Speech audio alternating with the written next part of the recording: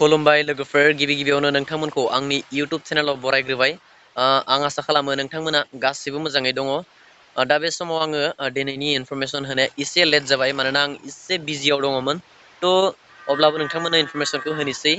जोबोद दुखु गोनां खौरां लोगोफोर जोंनि बर' हारिनि गेजेरावबो दिनै गिबिसिन सासे सुबुंनि देहायावहाय पजिटिभ केस मोननो हादों जोबोद दुखुनांथाव थ' बेनिखायनो आं बे भिडिअखौ बनायनाय जाबाय आं बेखौनो नोंथांमोनखौ खावलायो जाहाथे नोंथांमोना गासैबो गावनि जिउजों लोगोसे गावनि न'खर गावनि हारि गावनि हादोरखौ रैखा खालामनायाव मदद होनांगौ जाहाथे इमारजेन्सि खामानि नङाब्ला नोंथांमोना जेरावबो ओंखारलांनो नाङा बे भाइरासआ सिगांनिख्रुइ बारानिफ्राय बारासो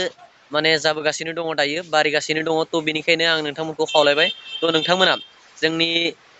हारि समाज आरो हादोरखौ बासायनायाव मदद हो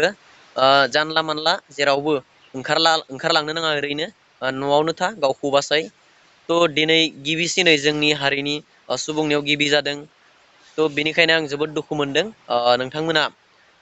बेनिखायनो जेरावबो ओंखारलांनो नाङा गोनांथार खामानि नङाबा जेरावबो थांखानो नाङा एकदमरे थ' आं नोंथांमोनखौ खावलायबाय नोंथांमोना गावनि जिउखौ बासायदो गुबुनखौबो बासाय बेयो गुबुन बेरामफोर बायदि नङा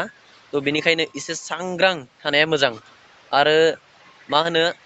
दिनै जा मोनसे बर' सुबुंनि देहायाव गिबिसिन पजिटिभ केस मोनदों बिथाङानो जाहैबाय सनितपुर जिल्लानि होननानै मिथिनानै मोनदों आरो बिथाङा 60 बोसोर जाबाय होननानै जों मिथिना मोनदों बिथांखौ